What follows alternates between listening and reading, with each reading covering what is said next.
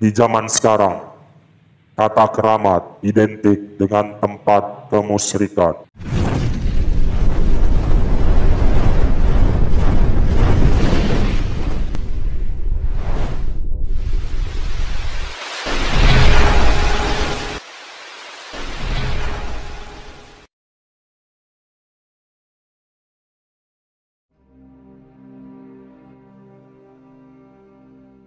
Assalamualaikum warahmatullahi wabarakatuh. Rayu, rayu, rayu. Salam semesta bagi kita semua. Bagaimana kabar kalian semua? Semoga ridho Allah senantiasa tercurah untuk kita semua. Amin. Satrio Beningit memulihkan keramat umat. Keramat mempunyai dua multi tafsir yang berbeda karena begitu luas kesimpulannya. Keramat bisa diartikan habitat, pembagian tempat bagi setiap makhluk hidup, yaitu manusia, binatang, tumbuh-tumbuhan, termasuk air, udara, api, dan tanah. Jika habitat ini tidak dikeramatkan, akhirnya berbenturan satu sama lain. Keramat bisa diartikan yaitu sejarah. Petilasan benda pusaka ini harus dikeramatkan menjadi sejarah untuk keturunan bangsa. Jika tidak dikeramatkan, maka tidak akan tahu sejarah leluhur kita. Keramat juga bisa diartikan sebagai lokasi atau pengaruh alam. Suatu tempat yaitu sawah atau kebun yang selalu menghasilkan panen yang berlimpah karena pengaruh dari alam yang cocok buat peruntukannya. Tempat seperti ini harus dikeramatkan karena pengaruh alamnya cocok buat pertanian. Di zaman sekarang, kata keramat identik dengan tempat kemusyrikan. Tempat meminta harta dan tahta secara instan. Tempat keramat dijadikan tempat bersekutunya manusia dengan setan. Ketika manusia sudah bersekutu dengan setan, maka pola pikirnya bukan atas dasar kemanusiaan, tetapi sudah terpengaruh kesetanan. Manusia hidup di dunia ini berbaur dengan makhluk gaib yang sifatnya hampir sama, yaitu ada yang baik dan ada juga yang jahat. Di media sosial, kita sering menonton tayangan tentang makhluk gaib yang terungkap, yaitu mayoritas jin yang jahat. Pertanyaannya, kemanakah makhluk yang bersifat baik? Silakan mencari jawabannya sendiri. Keramat, karomah, istiqomah, serasi, selaras, seimbang, menyeimbangkan, menyelaraskan, menyesuaikan. Ketika manusia sudah tidak lagi menyeimbangkan, menyelaraskan dengan keramat alam. Contoh kecil, pesawahan dijadikan perumahan dan menjadikan keseimbangan alam sudah berkurang.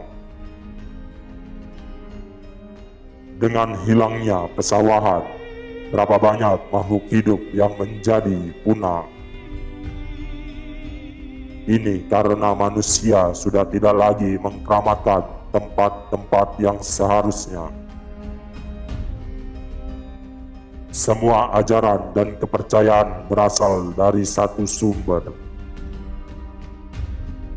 Ajaran Tuhan memberi rambu dan jalan untuk manusia, khususnya dan semua ciptaannya. Pada umumnya, dalam menjalani hidup di dunia yang sementara ini, sekecil apapun ajaran akan lebih baik apabila diterapkan dalam kehidupan sehari-hari, terutama diri sendiri, terlebih dahulu dan menjadi pedoman hidup dalam langkah. Sebanyak apapun ilmu yang dimiliki, apabila tidak diterapkan dalam hati, langkah dan tindakan, maka akan sia-sia. Apabila ajaran Tuhan kita kerjakan walau sekecil debu, maka kita akan merasa terpanggil melakukan hal-hal yang bermanfaat, baik bagi diri sendiri maupun orang lain. Karena hidup diberikan hanya sekali, maka pergunakanlah dengan sebaik-baiknya. Satrio Piningit akan menata keseimbangan isi alam dunia atas perintah Allah Subhanahu wa Ta'ala. Karena hukum keseimbangan adalah sistem yang dibangun oleh Allah dalam mengatur alam semesta ini. Contoh kecil yang pertama, istirahat atau tidur. Bila berlebihan atau kekurangan, maka akan menyebabkan tidak baik bagi tubuh. Contoh kedua, seperti makan, bila berlebihan atau kekurangan juga tidak baik bagi tubuh. Contoh ketiga, eksploitasi sumber daya alam atau hutan. Bila berlebihan, maka akan menyebabkan bencana alam dan akan merugikan manusia. Contoh keempat, menumpuk harta yang berlebihan akan diperbudak oleh hartanya. Waktunya akan habis untuk mengelola hartanya, dan ia akan lupa memikirkan jalan kembali. Sewaktu-waktu ia akan meninggalkan alam dunia. Misi dari Satrio Piningit atau Ratu Adil atau Imam Mahdi, yaitu sebagai pemimpin. Dia akan merasa malu jika seorang belum mampu mensejahterakan rakyatnya, apalagi bermegah di atas penderitaan rakyatnya. Sehingga dia bersumpah ta'alahim, berarti sumpah yang benar-benar tulus, ikhlas, murni dari dalam hati untuk memperjuangkan dan mensejahterakan umatnya secara lahir dan batin, yang semata-mata hanya mencari keridhaan Allah sampai terwujudnya suatu cita-cita mencapai mercusuar dunia.